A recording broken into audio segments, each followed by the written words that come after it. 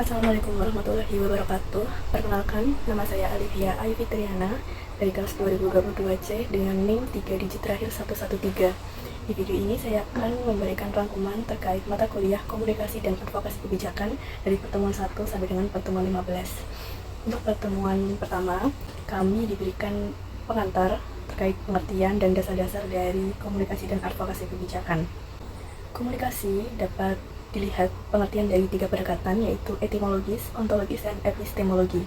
Komunikasi dari pendekatan etimologis berasal dari kata communication atau communicatio yang berarti sama atau sama maknanya, dan dari kata communicate atau yang berarti membuat sama. Sedangkan dari sisi ontologis, komunikasi dilihat dari sudut pandang sebagai tindakan satu arah. Maksudnya, komunikasi sebagai tindakan penyampaian pesan searah dari seseorang kepada seseorang atau satu kelompok secara langsung maupun tidak langsung.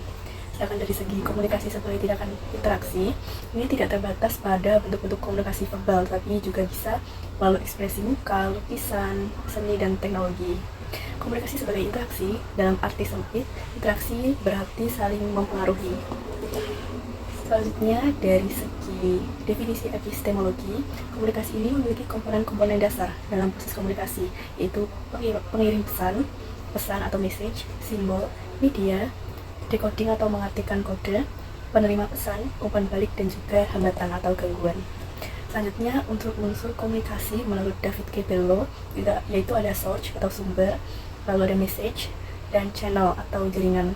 Tiga komponen ini atau 3 unsur ini merupakan encodes. Sedangkan selanjutnya yaitu ada receiver dan efek atau dampak.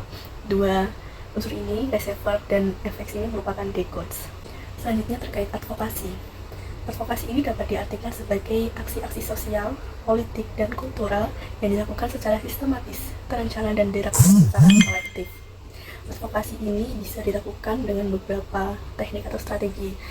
Bisa dilakukan dengan lobby, koalisi, kampanye, aksi massa, dan juga penelitian. Mengapa sih perlu dilakukan advokasi? Nah, advokasi ini bertujuan untuk mengubah kebijakan dalam rangka melindungi hak-hak rakyat dan menghindari bencana yang disebabkan oleh manusia. Untuk selanjutnya, di pertemuan kedua, pertemuan ketiga, dan pertemuan keempat ini memiliki sama indikator yang sama, yaitu memahami nilai penting dan fungsi komunikasi dan penerapannya dalam konteks kebijakan publik. Fungsi komunikasi yaitu mencapai pengertian satu sama lain, membina kepercayaan, mengkoordinir tindakan, merencanakan strategi, melakukan pembagian pekerjaan, dan berbagi perasaan. Untuk keterampilan komunikasi ini yaitu ada mendengarkan, bertingkah laku asertif atau mengkomunikasikan apa yang menjadi keinginan kita, menyelesaikan konflik, membaca situasi, dan melakukan persuasi atau memberikan pengaruh. Lalu untuk komponen dalam komunikasi ada 5, yaitu ide atau gagasan, komunikator atau pemberi pesan, lalu ada pesan, media, dan panca indera untuk menerima. Selanjutnya untuk hambatan komunikasi ada seperti latar belakang atau background, seperti background pendidikan, background budaya, background bahasa, lalu sikap, waktu, dan juga lingkungan.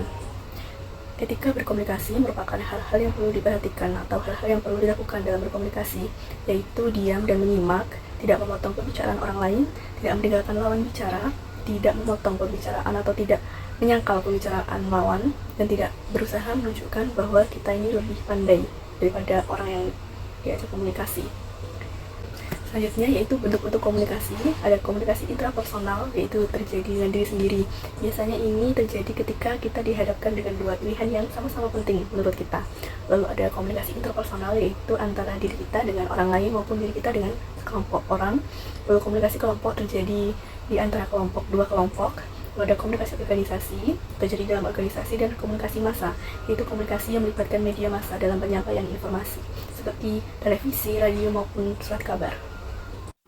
Untuk pertemuan 5, 6, dan 7 ini juga memiliki indikator yang sama, yaitu mengidentifikasi dan menerapkan teknik komunikasi yang efektif dalam advokasi kebijakan. Nah, seperti yang kita tahu, komunikasi ini dapat berbentuk verbal maupun non-verbal. Dengan media komunikasi yang digunakan dapat melalui suara, tulisan, gambar, dan juga video. Dalam komunikasi kita mengenal istilah public speaking. Nah, dalam melakukan public speaking ini tidak jarang ditemui beberapa permasalahan seperti nervous atau cemas, cemas, dan tidak menguasai teknik public speaking. Untuk mengatasinya, kita dapat melakukan beberapa langkah, yaitu seperti mempersiapkan dan melakukan latihan, mencari pengalaman, melakukan tindakan fisik, dan menganggap demam panggung ini merupakan hal yang wajar.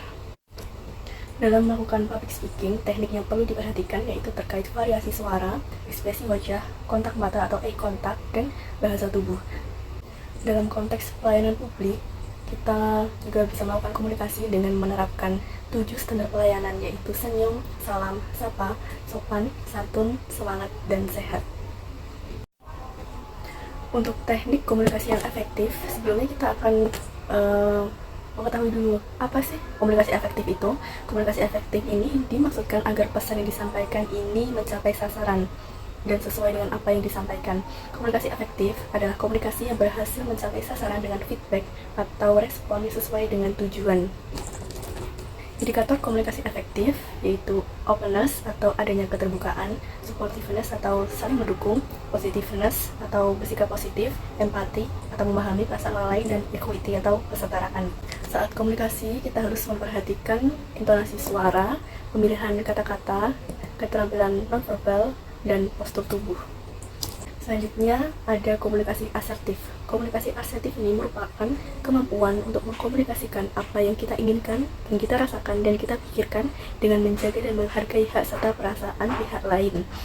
Perilaku asertif dapat ditunjukkan ketika kita dengan tegas dan positif mengekspresikan diri kita tanpa mengalah dan menyerang pihak lain. Selanjutnya pada pertemuan 9 dan 10, indikatornya sama, yaitu mengembangkan strategi advokasi kebijakan yang efektif. Di sini saya akan menyampaikan terkait alur penyusunan kegiatan advokasi, yaitu ada pengorganisiran, perumusan masalah, penentuan dampak, penentuan kebutuhan, perumusan alternatif, pemetaan, lalu perencanaan aksi. Nah, untuk advokasi yang dinilai sebagai bentuk advokasi efektif yaitu policy brief. Policy brief merupakan dokumen saran kebijakan atau dokumen ringkas yang memaparkan alasan atau rasionalisasi pemilihan alternatif kebijakan tertentu yang ada pada tataran perdebatan kebijakan. Ciri-ciri policy brief yang efektif ini, yang pertama, latar belakang cukup dan sesuai dengan konteks permasalahan serta substansi pemerintah. Lalu, yang kedua, dapat meyakinkan pembaca bahwa masalah publik tersebut harus dapat diatasi. Yang ketiga, terdapat beberapa alternatif kebijakan yang bisa diusulkan kepada target audiens. Yang keempat, membuat bukti-bukti relevan yang mendukung. Dan yang kelima, dapat mempengaruhi pembaca dalam mengambil dan menetapkan kebijakan. Nah, sebenarnya mulai dari pertemuan 10 ini kami diisi oleh dosen praktisi, di mana di pertemuan 10 ini diberikan materi terkait etika dan hambatan komunikasi. Seperti yang kita tahu, etika komunikasi merupakan sebuah nilai atau norma tentang benar dan salah dalam melakukan komunikasi. Selanjutnya, untuk hambatan komunikasi ini dapat berasal dari hambatan fisik, yaitu hal-hal yang tampak dan bersifat teknis. Lalu ada hambatan sosial budaya, lalu hambatan geografis yang disebabkan oleh kondisi alam, misalkan jarak jauh, hujan, dan lokasi yang terisolir. Lalu hambatan organik, ini terkait panca indera yang tidak berfungsi sebagaimana mestinya. Hambatan teknis terjadi ketika alat komunikasi yang digunakan mengalami gangguan. Lalu ada hambatan semantik dan psikologis. Hambatan semantiknya terkait kemampuan bahasa atau keterbatasan bahasa yang digunakan. Kemampuan psikologis terkait persoalan atau kondisi psikologis individu. Lalu ada hambatan kerangka berpikir, hambatan budaya, dan hambatan status. Di pertemuan ke-12, kami diberikan materi terkait memahami pedoman dalam komunikasi. Kemendikbudristek memberikan panduan dalam bermedia sosial, yaitu gunakan kalimat dan gambar yang layak untuk dikonsumsi publik, dalam membocorkan informasi internal menjadi konsumsi publik, dan hati-hati karena jejak digital bersifat abadi. Dan di pertemuan ke-13, kita diberikan materi terkait bentuk-bentuk komunikasi. Seperti yang saya jelaskan di awal, bentuk komunikasi ini ada komunikasi interpersonal, intrapersonal, kelompok, organisasi, dan massa. Lalu di pertemuan ini juga dijelaskan terkait public speaking, serta teknik yang tepat untuk melakukan public speaking dan hambatan-hambatan yang terjadi dalam public speaking, serta solusi untuk mengatasi hambatan tersebut. Lalu di pertemuan 14, kita mempelajari tentang komunikasi intrapersonal, di mana komunikasi intrapersonal ini merupakan komunikasi pada diri kita sendiri. Di pertemuan ini, di awal materi kita melakukan tes untuk mengetahui jenis kepribadian yang dimiliki oleh masing-masing mahasiswa. Lalu untuk proses komunikasi interpersonal ada 4, yaitu sensasi, persepsi, memori, dan berpikir. Sekian video yang dapat saya sampaikan. Mohon maaf atas ada kekurangan dalam penyampaian materi. Assalamualaikum warahmatullahi wabarakatuh.